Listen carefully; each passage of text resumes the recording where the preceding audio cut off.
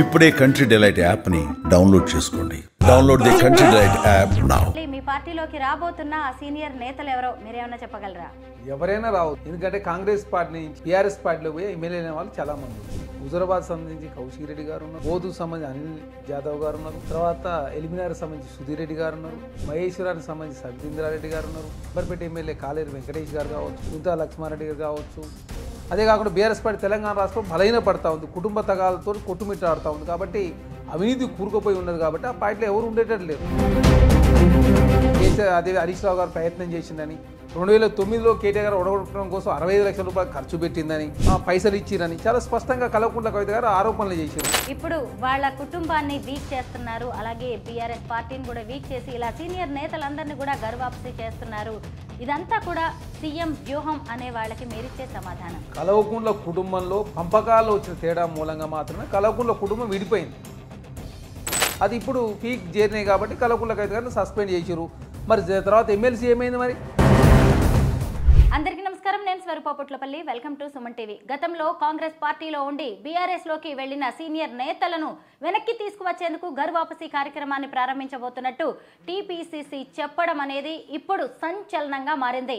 త్వరలోనే జూబ్లీహిల్స్ ఉప ఎన్నిక, స్థానిక సంస్థల ఎన్నికలు ఉండడంతో మళ్ళీ తిరిగి కాంగ్రెస్ లోకి రాబోతున్న ఆ సీనియర్ నేతలు ఎవరు అనేది ఉత్కంఠగా మారింది. ప్రస్తుతం నాతో పాటు ఉన్నారు TPCC spokes person Charan Kaushik Yadav గారు. ఆయనతో మాట్లాడి ఇవాళ అనేక విషయాలు తెలుసుకుందాం. నమస్తే చరణ్ గారు. ఇంతకీ మళ్ళీ మీ పార్టీలోకి రాబోతున్న ఆ సీనియర్ నేతలు ఎవరో మీరేమన్నా చెప్పగలరా? ఎవరైనా రావచ్చు. బీఆర్ఎస్ పార్టీలో చాలామంది ఎమ్మెల్యేలు ఉన్నారు. ఎందుకంటే కాంగ్రెస్ పార్టీ నుంచి బీఆర్ఎస్ పార్టీలో పోయి ఎమ్మెల్యే అయిన వాళ్ళు చాలామంది ఉన్నారు. హుజరాబాద్ సంబంధించి కౌశిక్ రెడ్డి గారు ఉన్నారు, బోధు సంబంధించి అనిల్ జాదవ్ గారు ఉన్నారు, తర్వాత ఎలిమినార్ సంబంధించి సుధీర్ రెడ్డి గారు ఉన్నారు, మహేశ్వరానికి సంబంధించి సబితేంద్రారెడ్డి గారు ఉన్నారు, అంబర్పేట ఎమ్మెల్యే కాలేరు వెంకటేష్ గారు కావచ్చు, ఉప్పల్ ఎమ్మెల్యే బండారు లక్ష్మారెడ్డి గారు కావచ్చు, అదే కాకుండా నర్సాపూర్ ఎమ్మెల్యే కుంతా లక్ష్మారెడ్డి గారు కావచ్చు. ఇట్లా చెప్పుకుంటూ పోతే చాలామంది కాంగ్రెస్ పార్టీకి సంబంధించిన వాళ్ళు ఇంకా బీఆర్ఎస్ పార్టీలో చాలామంది ఎమ్మెల్యేలు మిగిలే ఉన్నారు. అదే కాకుండా గర్వాపస్ పేరు మీద కాంగ్రెస్ పార్టీ పిలుపుని ఇచ్చింది. అదే కాక పొన్నాల లక్ష్మయ్య గారు కూడా ఆల్రెడీ బీఆర్ఎస్ పార్టీలో ఉన్నారు. గతంలో మా కాంగ్రెస్ పార్టీలో వారు మంత్రిగా పనిచేశారు, కాంగ్రెస్ పార్టీ అధ్యక్షులుగా పనిచేశారు.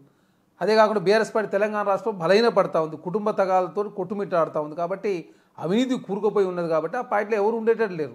దానిలో బాగా ఎమ్మెల్సీలు, ఎమ్మెల్యేలు కాంగ్రెస్ పార్టీ రావడానికి సిద్ధంగా ఉన్నారు. దీని ఏంటంటే బీఆర్ఎస్ పార్టీ ఏందో సుప్రీంకోర్టు ఏదో జరగబోతుంది, రేపు 2/3 వచ్చేస్తే మీరు చేసిందే అయిపోతుంది కదా, ఇంకా ఎక్కడ ఉంటుంది బీఆర్ఎస్ పార్టీ? బీఆర్ఎస్ పార్టీలో ఆ నలుగురే మిగులుతారు. ఆ నలుగురు ఉంటారో హరీష్ రావు గారు కొంత కుబ్బడి పెడతారో అది తెలియని పరిస్థితి. ఎందుకంటే కల్వకుంట్ల కవిత గారు చాలా స్పష్టంగా చెప్పారు, హరీష్ రావు గారు భారతీయ జనతా పార్టీతో చాలాసార్లు లోపాయకరకు ఒప్పందం చేసుకురని, ఈటల రాజేంద్ర గారు హుజరాబాద్లో గెలిపించే ప్రయత్నం అని, దుబ్బాకలో రఘునందనరావు గారు గెలిపించారని, కామారెడ్డిలో కేసీఆర్ గారు ఒడగొట్టే ప్రయత్నం చేస్తూ వెంకటరమణ గారు రెడ్డి గారిని గెలిపించారని, అదే కాకుండా గజ్వేల్లో 2014లో అదేవిధంగా కేసీఆర్ గారు ఒడగొట్టడం కోసం అదే హరీష్ రావు గారు ప్రయత్నం చేసిందని, 2009లో కేటీఆర్ గారు ఒడగొట్టడం కోసం 65 లక్షల రూపాయలు ఖర్చు పెట్టిందని, 2018 ఎలక్షన్లో 25 మంది ఎమ్మెల్యేలకు పైసలు ఇచ్చిరని చాలా స్పష్టంగా కల్వకుంట్ల కవిత గారు ఆరోపణలు చేశారు. కాబట్టి హరీష్ రావు గారు భారతీయ జనతా పార్టీకి ఏమైనా టచ్లో ఉండేమో, కొంతమంది కాంగ్రెస్ పార్టీ కోసం మిగతా వాళ్ళు కూడా భారతీయ జనతా పార్టీ పోవచ్చు. దాంతో బీఆర్ఎస్ పార్టీ మొత్తమే లేకుండా పోయే పరిస్థితి కూడా కనపడతా ఉంది. కాబట్టి బీఆర్ఎస్ పార్టీలో ఉన్న వాళ్ళంతా రకరకాల కేసులు ఎదుర్కొన్నారు. ఎందుకంటే ఫోన్ ట్యాపింగ్ వ్యవహారంలో హరీష్ రావు గారు కావచ్చు, సంతోష్ రావు గారు, ఐనూసి శ్రవణరావు గారు ఫోన్ ట్యాపింగ్ పాల్పడడం చాలా స్పష్టంగా తనే ఒప్పుకున్నది.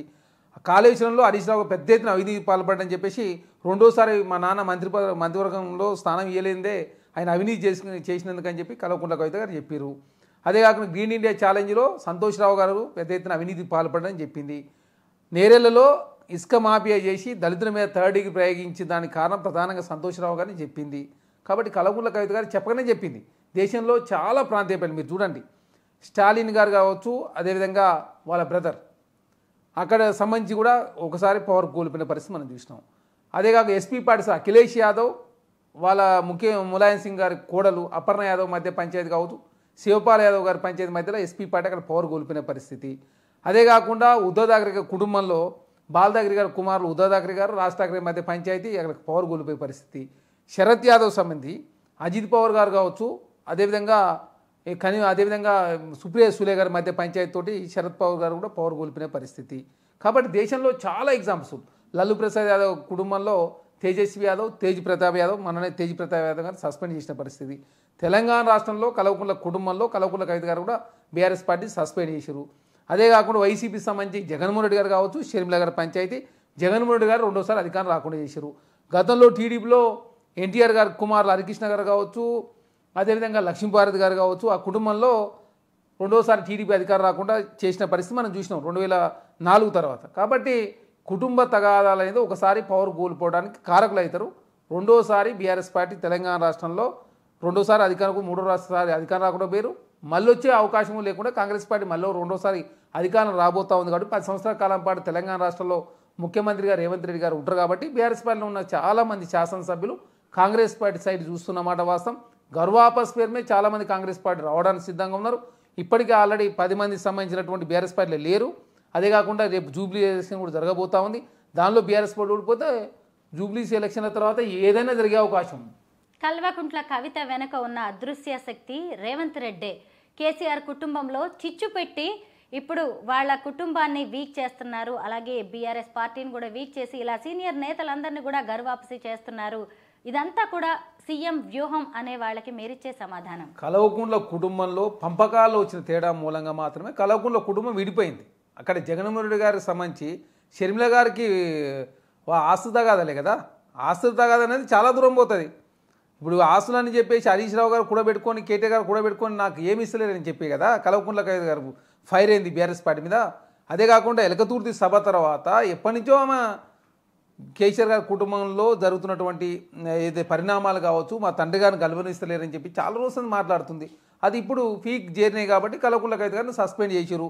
మరి తర్వాత ఎమ్మెల్సీ ఏమైంది? మరి సుఖేందర్ రెడ్డి గారికి అదేవిధంగా రాజీనామా ఇచ్చింది. మరి ఏమైంది? సుఖేందర్ రెడ్డి గారు కలుస్తలేదు, రాజీనామా ఆమోదించుకోలేదు. అంటే మళ్ళీ ఏదో కూర్చొని మాట్లాడుకుని కనపడతా ఉంది. కాబట్టి కల్వకుంట్ల కుటుంబంలో ఆస్తులకు సంబంధించినటువంటి అవినీతి సొమ్మును పంచుకునే క్రమంలో కల్వకుంట్ల కుటుంబంలో పంచాయతీ అయిన మాట వాస్తవం. ఆ పంచాయతీ తెలంగాణ రాష్ట్రంలో బీఆర్ఎస్ పార్టీ ముంచే పరిస్థితి కనపడతా ఉంది. కాబట్టి చాలామందిని కాంగ్రెస్ పార్టీ రావడానికి సిద్ధంగా ఉన్నారు. అదే కాకుండా వాళ్ళు రాజ్యసభలో ఉన్న వాళ్ళు కూడా కాంగ్రెస్ పార్టీలో ఉన్న వాళ్ళే. ఎందుకంటే రవిచంద్ర గారు కావచ్చు, అదే కాకుండా సురేష్ రెడ్డి గారు కూడా మా కాంగ్రెస్ పార్టీలో వాళ్ళంతా. కాబట్టి వాళ్ళంతా రాజ్యసభలో ఉండేటోళ్ళు లేరు. ఎమ్మెల్సీలు కూడా దాసోజు శ్రవణ్ కుమార్ కూడా మా కాంగ్రెస్ పార్టీ నుంచి పోయిన వాళ్ళే కదా. చాలామంది బీఆర్ఎస్ పార్టీలో ఉన్న వాళ్ళంతా కూడా కాంగ్రెస్ పార్టీలో రావడానికి సిద్ధంగా ఉన్నారు. ఎమ్మెల్యేలు, ఎమ్మెల్సీలు, ఎంపీలు, అదే కాకుండా పదవులు లేకుండా ఉన్న వాళ్ళు చాలామంది కూడా కాంగ్రెస్ పార్టీ రావడానికి సిద్ధంగా ఉన్నారు. ఖచ్చితంగా జూబ్లీస్ ఎలక్షన్ ముందు జరగవచ్చు, లేదు జూబ్లీస్ ఎలక్షన్ తర్వాత కూడా ఇంకా బీఆర్ఎస్ పార్టీలో ఎవరు మిగిలే పరిస్థితి కనబడుతుంది. గతంలో బీఆర్ఎస్ అధికారంలో ఉన్నప్పుడు కాంగ్రెస్ ఎమ్మెల్యేలను ఆ పార్టీలోకి లాగేశారు. ఇప్పుడు కాంగ్రెస్ అధికారంలోకి వచ్చాక మళ్ళీ బీఆర్ఎస్ నేతలను తీసుకోవడం అంటే అటు వాళ్ళు ఇటు, ఇటు వాళ్ళు అటు, అంతేనా రాజకీయం అంటే? ఇక్కడ ప్రధానంగా ఇప్పుడు ఒక ఎలక్షన్స్ అయితే లేవు, ఎలక్షన్లు లేవు. నెక్స్ట్ డీలిమిటేషన్ జరగబోతూ ఉంది. తెలంగాణ రాష్ట్రంలో ఎమ్మెల్యే స్థానాలు పెరగబోతూ ఉన్నాయి. గతంలో కేసీఆర్ గారు అధికారాన్ని అడ్డం పెట్టుకొని తెలంగాణ రాష్ట్రం పార్టీ ఫిరాయింపులకు పాల్పడడం మాట వాస్తవం. తెలంగాణ రాష్ట్రం ప్రజాస్వామ్యం లేకుండా చేసింది వాస్తవం. 68 మంది కాంగ్రెస్ పార్టీ సంబంధించిన కావచ్చు, టీడీపీ కావచ్చు, బీఎస్పీ కావచ్చు, వైఎస్ఆర్సీపీ కావచ్చు, అదే కాకుండా సిపిఐ కావచ్చు, ఎంపీలను, ఎమ్మెల్సీలను, ఎమ్మెల్యేలను చేసుకొని ఏకంగా సబితా ఇంద్రారెడ్డి గారు కాంగ్రెస్ పార్టీకి తీసుకొని మంత్రి చేసిండు కేసీఆర్ గారు. టీడీపీ నుంచి తలసాని శ్రీనివాస్ యాదవ్ గారు తీసుకొని మంత్రి చేసిండు. మొదటి క్యాబినెట్లో మహిళా మంత్రే లేదు. రెండోసారి క్యాబినెట్లో మహమ్మద్ అలీ గారు, కేసీఆర్ గారు ఉండి హరీష్ రావు గారిని, ఈటలాని గారు కూడా మంత్రిగా తీసుకునే పరిస్థితి మనం చూసినాం. కాబట్టి కేసీఆర్ గారు చేసిన తప్పులన్నీ వారే చేసి ఇప్పుడు కాంగ్రెస్ పార్టీకి ఆపాదించే ప్రయత్నం చేస్తే తెలంగాణ సమాజం హర్షించరు.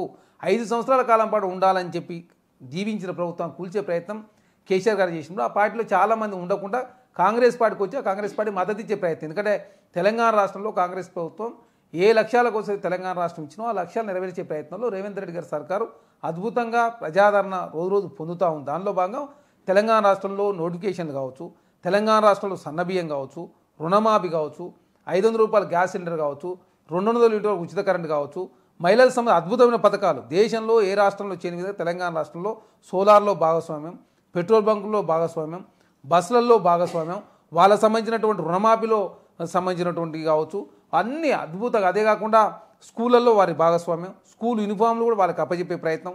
అదేగా మహిళా సంఘాలకి 2 చీరలు 800 రూపాయలకు సంబంధించి చీరలు 2 చీరలు కూడా రాష్ట్ర ప్రభుత్వం ఇవ్వబోతా ఉంది. 63 లక్షల మంది మహిళలకు సెల్ఫ్ హెల్ప్ గ్రూప్లో ఉన్నటువంటి మహిళలు కూడా ఇవ్వబోతా ఉంది. అద్భుతంగా ఈసారి బతుకమ్మ ప్రపంచ రికార్డు సాధించబోతా ఉంది. కాబట్టి రకరకాల ఏది తీసినా కూడా మీరు జరిగినటువంటి తప్పులను కూడా సవరించుకునే ప్రయత్నం, ధరణి ద్వారా దాదాపు 25 లక్షల ఎకరాలు తెలంగాణ రాష్ట్రంలో దోపిడీ చేసినని చెప్పేసి ధరణి గుర్తించింది కదా. ఒకటి కాదు రెండు కాదు, మీరు ఫోన్ ట్యాపింగ్ పాల్పడలు మీరే. అదేవిధంగా తెలంగాణ రాష్ట్రంలో సంపద అంతా దోసుకున్నది మీరే.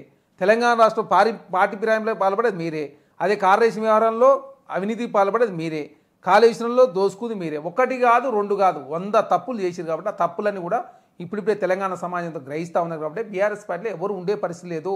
లాస్ట్ కేటీఆర్ గారు మిగిలే అవకాశం, కేటీఆర్ గారు మిగిలిన ఆశ్చర్యపడాల్సిన అవసరం లేదు. ఆల్రెడీ కలకుండా కవిత గారు బయటకు వచ్చారు. హరీష్ రావు గారు రేపు భారతీయ జనతా పార్టీ పోయిననుకో మిగిలేది ఎవరు ఇద్దరే కదా. వాళ్ళిద్దరు మిగిలే అవకాశం కనపడతా ఉంది కాబట్టి బీఆర్ఎస్ పార్టీలో ఉన్నటువంటి కాంగ్రెస్ పార్టీ పోయిన వాళ్ళతో కూడా కాంగ్రెస్ పార్టీ సంప్రదిస్తూ ఉన్నారు. ఖచ్చితంగా గర్వాపసి పెరిగి చాలా మంది కాంగ్రెస్ పార్టీలో రాబోతూ ఉన్నారు. మొత్తం మీద 8 మంది బీఆర్ఎస్ సీనియర్ నేతలు కాంగ్రెస్లోకి గర్వాపసి కాబోతున్నారు. దీంట్లో ఎలాంటి డౌటే లేదు అని కాంగ్రెస్ నేతలే చెబుతున్నారు. Thank you so much Charan గారు.